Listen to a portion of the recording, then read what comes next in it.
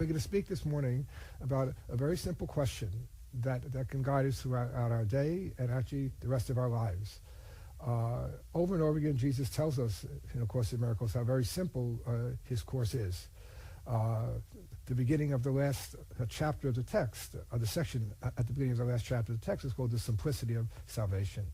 But that idea recurs all throughout the 3 books of the Course.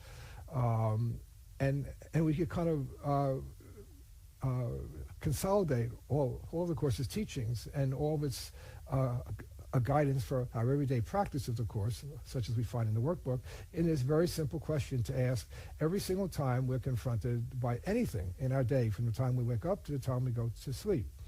A situation, an event, a relationship, something that occurs within our own body that we react to.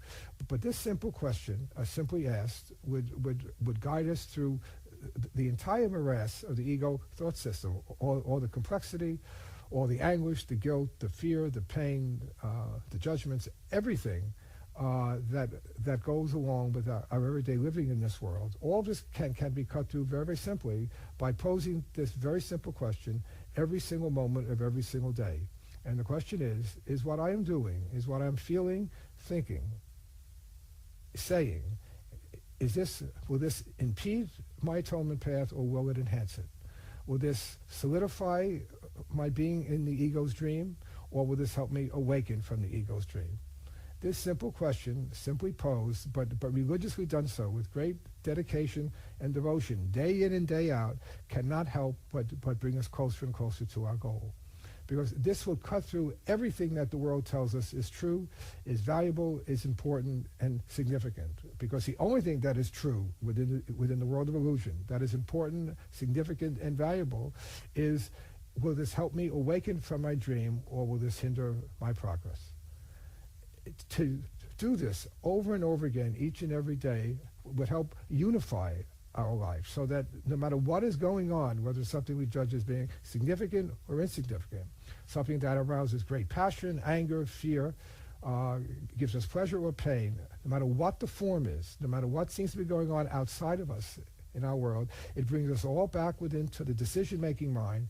And the only question is what I am doing, what I'm thinking, what I'm feeling, what I'm saying, will this help me on my path, or will this hinder me?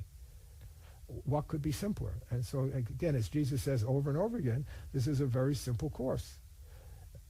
As he tells us at the beginning of chapter 31, what is true, what is false is false. What could be easier? In the workbook he says what is false, and what is true has never changed.